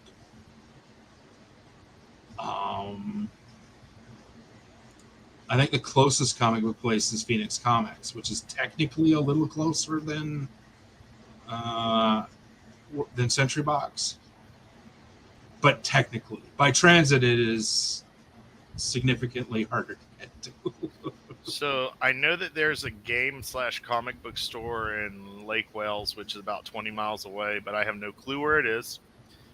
I've never been to that one. The one that I know is along my route from work to home is not open till 12 o'clock in the afternoon and closes at 9. So during my sleep hours, they're open. And that's 24 miles away from me. So that's about 40-minute drive at minimum. Oh, I definitely get that. I miss the day when you could go to downtown any city pretty much and just walk in and there's a comic book store. No, it's definitely a. I don't think it's. It was also where I got my first Star Trek comic. I think COVID has done a number on stuff. Yeah. And once we get back to a normalization and people are like, there's a market here, it's untapped, we should sort of kick into it. We'll see some open up, but it'll be a few years before we start getting back to the number of stores we had before COVID. And it's unfortunate that people had to close and, various powers that be willing at least managed to close without bankrupting themselves. Yeah. Right? Like, that's what I feel for, is the people who basically lost everything because COVID killed the business for whatever. Very true. There's a lot to that, right? There's a lot of unpack there. And that's the other reason why when I go to a con or I go to anything, if I have time when I go into there and I have that extra $20, I make it a point, whether I buy a comic book or a set of dice that I know I spent 3 times the amount that I would spend if I bought it elsewhere. I go into those places just because I remember as a kid that was where I could spend that time and geek out about, Warhammer or D&D or Star Trek, and it was a safe spot. Oh, and I remember that too. I mean, the biggest problem I have with that particular situation is stuff wasn't comparatively in the same bracket as it is now. Good night, Fran. Good night, Fran. I know that like I'm sorry. The mean price in Canada, let me be clear, in Canada for an RPG book in hardcover, which is virtually what everything is published in nowadays. A hardcover book is between $60 and $70. Yes. Adventures is Star Trek Adventures, for example. The main book is $80 in Canada. Yeah. Oh wow. And it's hard to, and as a person who's like, I'd like to keep these stores open, but my discretionary income out of a paycheck is $100 usually. Yeah. And buying one book at $80 a thing isn't where what I want. Now, of course, if I want to buy a PDF, you can do that a number of ways and get that done. And I do have systems that I basically have PDFs for. But I mean, I like physical books. But I kind of almost being priced out of that market because I don't have the spare amount to sit there and spend $80 it's a to good a couple investment. $100 to run a game. Yeah, Even just to and get the starter box. that's true. And nowadays, when you can open up Amazon and get a book from a comic book shop for $20 instead. Well, depending. I mean, obviously, you have to shop very carefully on Amazon Yeah. to Kinda get like- it from a comic book shop, right? Right, but kind of like a monster manual. Like you said, $55 if you buy it from the comic book store, or $25 to $30 online. Yeah, And now with the one D&D thing, if you don't buy it from them, you're going to get just the book and you won't be able to use it anywhere if you want to go online. I have not figured out that Oh, aspect of the thing. This For was a- good reasons, actually. I'm like, I have no care of that particular aspect of the game. but I did pick up from Humble Bumble the thing where you put a certain amount in and you get all the PDFs. Yeah, no, and that's how I bought Star Trek Adventures. I bought it off the Humble Bundle. Not this one, not the last one, the one before that. Now, I don't have the money right now, and I'm going to look on it, but they've got a Pathfinder bundle right now.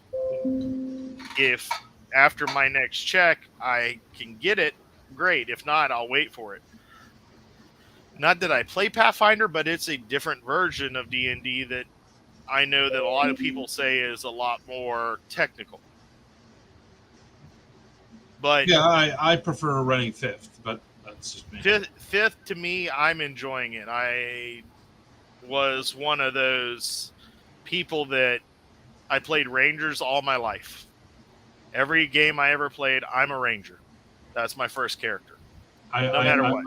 There's a massive joke of you should branch out and try something else. Well, now I'm playing in 2 different campaigns, similar people, but it was because the one guy had another game every other week.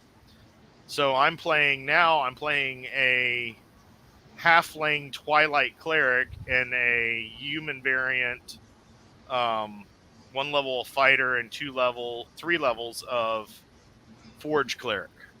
I have to admit, the most off-type character I've ever played, I played a priest of Freya, and I was a manslayer. I was like, I expected the DM to go, you caught something and your cure disease doesn't work on it. Yeah. Never actually happened, but I'm like, I would just be like, yeah, I get it. Well, the best thing on my halfling cleric is I found the curse of the halfling god that basically you damage a halfling village or do something against a halfling and they turn you into a baby. Yep. So guess what one of my threats is in the game? Don't make me turn you into a baby. Nice. No, I have to admit we were playing a campaign like vaguely Conan-esque kind of campaign, but with Norse gods as part of the thing, obviously, because I was playing Freya. Right.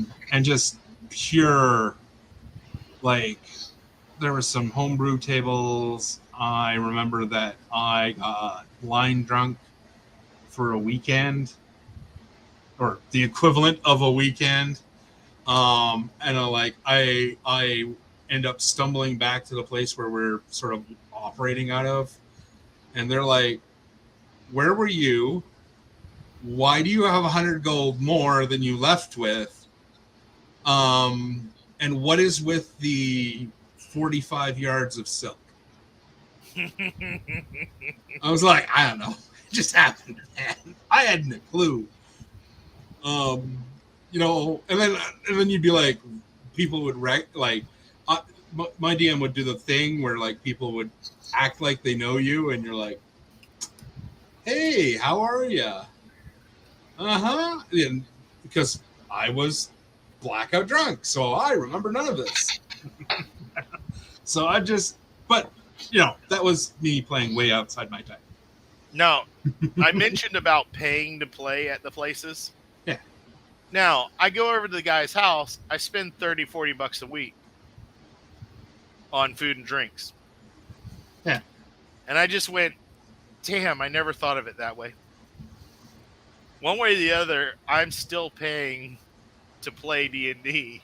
Hey, well, I mean, and you can pay, like, you can actually pay to play D&D. Yeah. Like, I have a friend who actually is a professional dungeon master, as in does get money to play, like, or does get money to run the game. But I mean, the informal thing of, like, I have an informal thing currently at my house, right? We have a game on Sundays. Currently, I am not game mastering that game. It's Mech Warrior. I couldn't, because it's a system I don't know. It's also a system where I'm completely out of touch with the lore too. So it's a really fun thing where I have to stop the game sometimes and go, "Hi, please explain the significance of these people, because everybody else at the table knows who they are, but I don't." I'm like, Yep. Who am I sleeping? Oh, wait, that. Okay, I don't normally play the person who sleeps around, but I'm inadvertently playing the person who sleeps around in this game. So you're a bard. I'm not a bard. I am a mech warrior, but I'm also the unit commander because everybody else stepped back. Yeah. They've only tried to assassinate. I've only had one attempted assassination.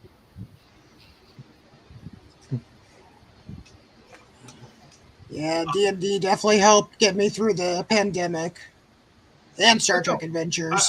I am looking forward to. I have a Cyberpunk game that was one of my games for during the pandemic.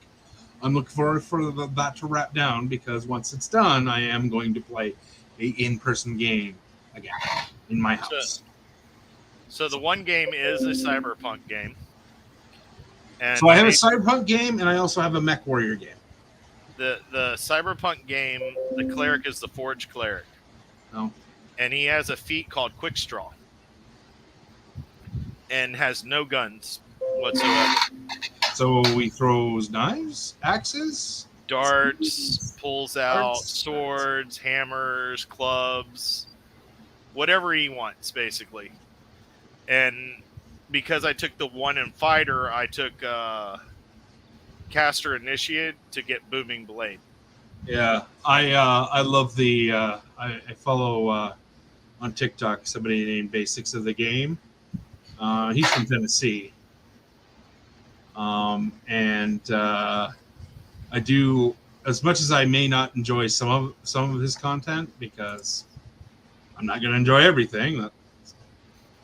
But he does have a wonderful point of 5th edition really doesn't need you to multi-class. No, you don't necessarily need a multi-class. But the thing I forgot about, the heal you get it as a level 1 fighter. I forgot all about that, but I'm sitting there running around attacking the different mobs with booming blade, and the boss comes up and runs away from me. Goes, I know what you can do. I'm leaving you alone. That's fair. And basically runs out after everybody else. So yeah, it's fun when you're not playing the character that you're used to, learning the different things. And that's why I want to learn. I've been listening to the Star Trek Adventure games, the actual role plays, for so long. Yeah. The only thing is I now have 32 books to read, and I'm dyslexic. That's gotta be not fun. So yeah, if anybody wants to start up a Star Trek Adventures roleplay game, like the opposite weeks of After Dark, it'd be cool to do that and get A feel for it. maybe an international game going. Yeah, that'd be great. I'm still trying to get one. Just go with my chapter running through the starter box scenario, just Like I to said, get people used to it. Yeah, I keep toying with it, but I'm having that realization that if I want anyone in our group, whether it's my crew, if it's the crew or whatever, if that game is going to be run, there's a 99% chance that you're going to run it. to run it, and I'm working on doing West End Games D6.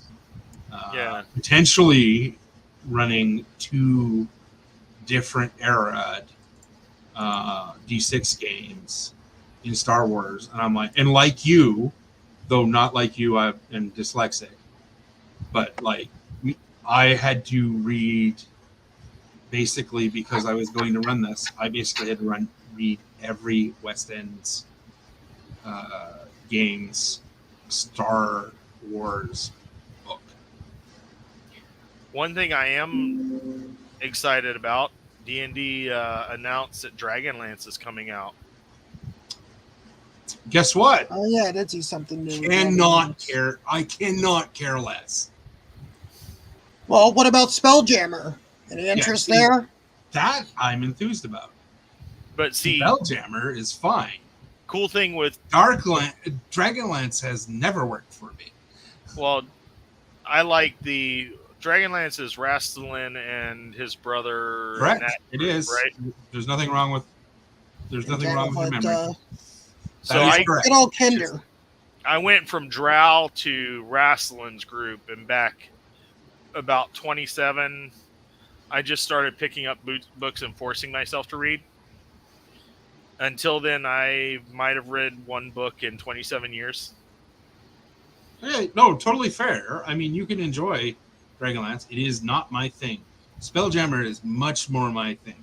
But Spelljammer was supposed to be originally to combine Forgotten Realms and Dragonlance, so you can go between and Greyhawk. Yeah. Hi, I have the original box for Spelljammer. But I am familiar. I think that's awesome that it's actually coming out that way. Now, what they're doing is instead of making a new version of D&D, they're going to be putting out kind of like Tasha's, where it's optional rules. So kind of going from 3 to 3.5. Yeah, it's not something they haven't done before. It's no longer going to be numbered. It's now 5 as a base, and they're going to be just adding stuff to the base, is what they said. 6 of one, half dozen of another. It's just a marketing thing. I appreciate the marketing thing a bit because of the fact that as a person who went through 1st edition and 2nd edition and 3rd edition and 3.5 and 4th and 5th, and I bought the same 3 books fucking stained goddamn times. 17 times. I kind of like the idea that they're now going to a system of, we're gonna. Now, granted, I've seen this before too. It is basically the Palladium model. Yeah. Because this is going to end up being like Rifts. Well, the thing that I don't like about it is, in order to use it in D&D Beyond, or D&D 1 D&D now, is what they'll be labeling it, is you have to buy it from D&D Beyond, and they will send you the hardcover if you want it. But instead of, I have the hardcover, why can't I scan something to go, it's mine? It's one of those things of, I've already paid my $30 to $50.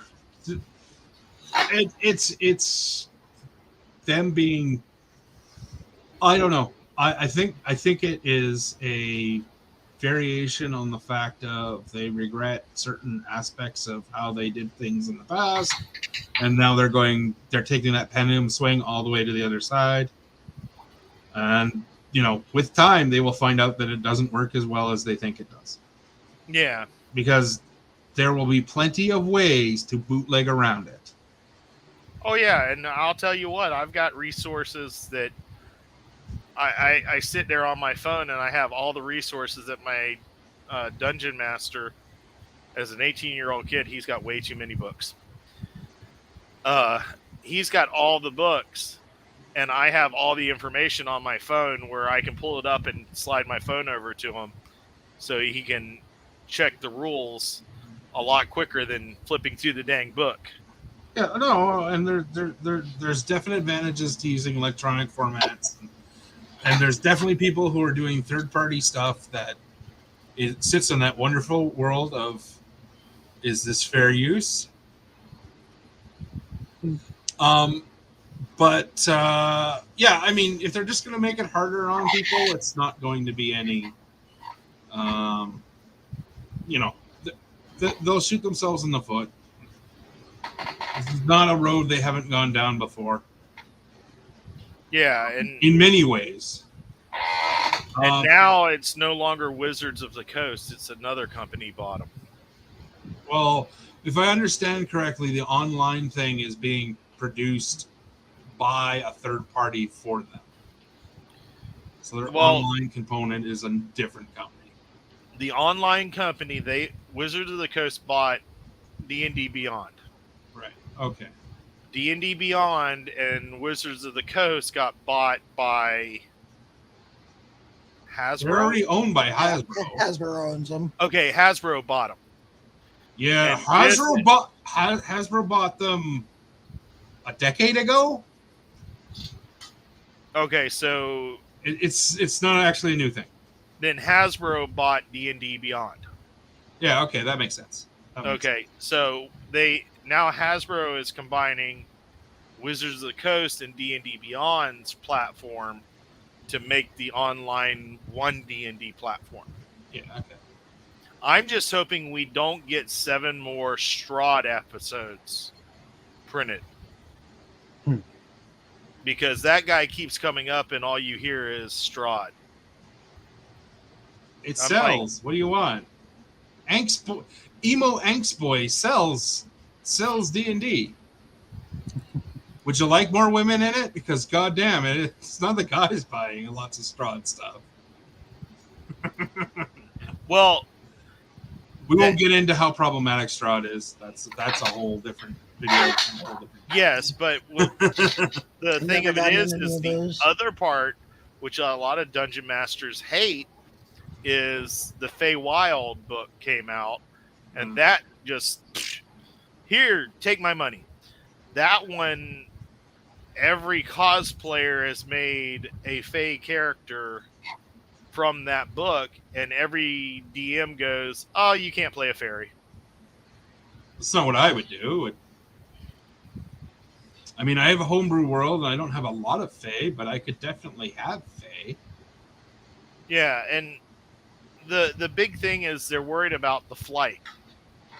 I'm like, at 6th level, I get flight as a cleric in full plate.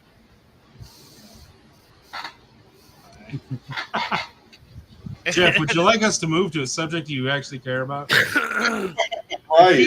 It has been almost 30 years since I played D&D. So yeah, it's it's never too late, Jeff. Here's the thing. I got to tell you this about I like D&D when I played it. What caused me to stop is I moved to a different part of the country. At that time, I had to. Where my family was living, because they didn't play D&D and that. But I had this character. I don't recall if it was a human or an elf or what, but for some reason I was given a +6 blue sword that protected me. In other words, I could get hit and nothing would happen. You got a defender. Yeah. What happened was the dungeon master, a high school classmate of mine, he bought some, you know how you could get those little figurines of your character. Well, he gave me a character, had a sword on it, had a knife on it, but also a big old box on top of the head carrying everything I owned. Ooh. And it was a lot. So that's as far as I went with D&D. I tried to get my brother, little brother Patrick, into it, and he actually took my books to read, and I never got them back, but that's another thing. I think I gave them to him. But, you know, D&D is a good game. Always has been, always will be. And I just never got back into it. It's like Warhammer, was it Warhammer, whatever number? Fantasy and 40K. Yeah, I could never get into that. I tried. I have a friend, my best friend from high school, who was also my best man at my wedding, got heavily into it, even built himself a table to play the game on with figurines and weapons and mechanisms and stuff. And it took so long that I couldn't even get into it for that. It's had a bar. Like Mm-hmm. it's definitely had a bar. When I lived in Fort McMurray, one of the big games we played was 40K.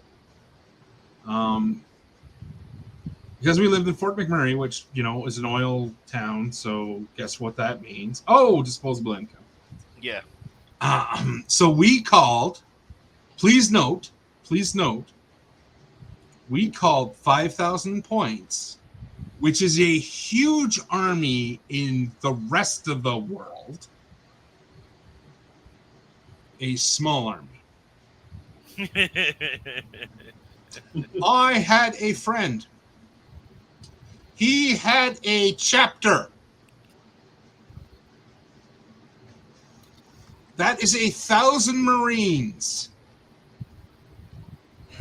And all of the accompanying, like, stuff.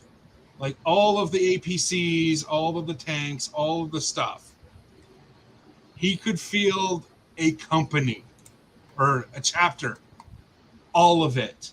He also had an Emperor-class Titan, but we won't talk about that. Mm-hmm. Like, there were 3 Emperor-class Titans in my thing. Yeah. Which is a $700 model from Forge World at the time. I only had 35,000 points worth of guard. Uh-huh. That comic shop had a 30 by 30 separatable table just for Mech Warrior games. Oh, yeah. And Warhammer. And it was like, you walked in and it was all full of terrain, everything. And it was set up so that you could pull them apart and change the terrain and also be able to reach your stuff. But 30 by 30 in that one place. And they had a wall of painted stuff that wasn't just owned by the store, but all the members that played. So they would have 2 to 3 day 2K games. And you'd walk in and the whole back room would be filled and you just look at it and go, okay, I guess I'm not playing today. Well, I mean, we used to do, because none of the Fort McMurray crew were super Christian. So on Easter weekend, we would play a Bring Your Army game, and we rented out a hotel ballroom. Damn. And we would play I think the last time I was physically there, it was a 420,000 point game. Hmm. Kroot? No, Dark Eldar. Yep, Dark Eldar. But yeah, like we would play that, and it would take 3 days to sort of resolve. Because we never did finish it. Yeah, no kidding. But I mean, for a while, we were the place with the largest single point or single collection one place game of Warhammer 40K. Jesus. Because That's a no lot. one could actually dispute it, because we were actually playing point values greater than the big tables at Games Day. And the only thing that compared was the million point game, but that was played at the headquarters stores for the regions, which meant that a single table was only like 150,000 points. Like the locations were like 150. So yeah, I mean, I've got like boxes and boxes and boxes of stuff of my guard. I'll get there one day, Jesse. I just don't have the I don't have the They've been sitting in a Tupper for 15 years. So. yeah, we will. Yeah, well, I haven't played in 3 editions Mhm. technically. That was like I was reminiscing about my Magic the Gathering cards that went with my ex-wife. Don't get me And started I on went. that. I just was like, when I looked up recently what my Tim deck would have sold for, Yeah. or my my black deck. My black deck Have a good had weekend, Donnie. so many rares in it. Yeah. And it just, oh my lord. My commander deck, which was the deck that I kept from the last time I got out of Magic, that commander deck is something like $800 Hmm. because it's full of cards that are now worth a significant amount of money because of they're older, they're sustained. The deck has several foils in it that are now super hard to get because time shit, Yeah. right? But when I bought it, either I traded for the cards or I never spent more than $20, because that's my rule about all collectible card games, is that I will not spend more than $20 on a Well, card. again, just like you said, I had two doppelgangers and 2 clones. Those Yeah. I pulled out of a 2nd edition pack. Well, yeah, and Uh, if we want to do the fact that I got out of Magic 3 times and pretend that collection was consistent instead, where I kept it. Yeah. Anyways, Yep. All that cardboard today's crack.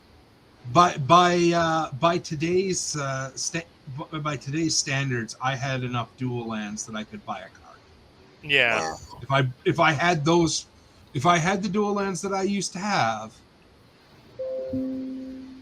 I could probably buy a good used car Yeah. with those dual lands. And like I said, I figured it out between those were my 2 main decks, but I had a white deck set up. I had a green deck. It was white, black, green, and blue, right? Jeff's making his own fun.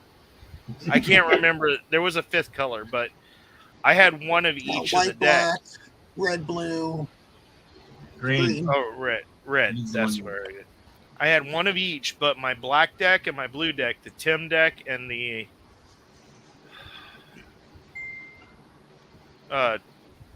Crypt Keeper deck. Maybe. I can't remember the name of that one. Those two had all the right cards to be done. And I was like, if I still had those cards, like you said, I could have paid off my truck and part of my house. And I'm like, well, that sucks now. That was a mistake. No, and we do that constantly, right? But yeah, I mean, I've definitely had my share of. I wish I did things and wish I hadn't done the things I did. But yeah, I mean, my commander deck is white, black, and red. It's got Kalia in it, which is a human cleric, but she does something so that you can get dragons, demons, and angels out easier. Yeah. And what is it full of? Dragons, demons, and angels. So, yeah. Largely dragons and angels and just a couple demons, but the real kicker is it plays Celestial Dawn. And Celestial Dawn allows you to, it's an enchantment, you take it out, once you have it out, everything is white. Oh, nice. So like you stop being color screwed. So playing the 3-color deck with that deck with, I think I have 5 fetches in it. So that I can go get the Celestial. You bring out the Celestial and you're like, yeah, it's all white. Yes, if you have protection from white, I am thoroughly screwed. Yeah, no shit. Because I do not have a lot of enchantment destruction. Because enchantment destruction remains a bitch to get in Magic. True. Yeah. Like quite literally remains to be a bitch. So the blue deck was a low hit point type thing where you didn't have anything to kill the person instantly like that deck would have had. But getting any cards out of your deck was the problem with the blue deck. Oh, yeah. And it's blue is denial, and it's always played denial. But touching on, because Jesse just said it to talk about the CCG, the Star Trek CCG, the first edition Decipher, one, it is still maintained by a fan group called the Continuum Committee. It's the Romulan Committee. It's one of the Romulan committees that is in Star Trek, right? And it's maintained, and they put out virtual sets all the time. Oh, cool. One every 9 months. That has its own thing, of course. Obviously, you got to print them out, put them in sleeves with regular backers, right, or regular cards as backing. But they do support it. It is awesome. I can slip a link into the thing a little later. I'd have to go find it. But I too also have that, and I have many. Yeah, same here. That was a big one for me. As a teenager, I was collecting those cards. I was playing in tournaments. I played right up until Decipher stopped making it. I have a Jean-Luc Picard black border in one of those the card cases that's like yay thick. Like shoot a bullet at it, it'll stop it kind of thick. Yeah. I have that and an Enterprise from Black Border, the 94 series. And then I have a boatload of stuff that I have done, and I have subsequently lost decks. Heartbreakingly, I've lost decks. And decks, not just like cards, but decks. And I had a really big thin out because I left my cards on the floor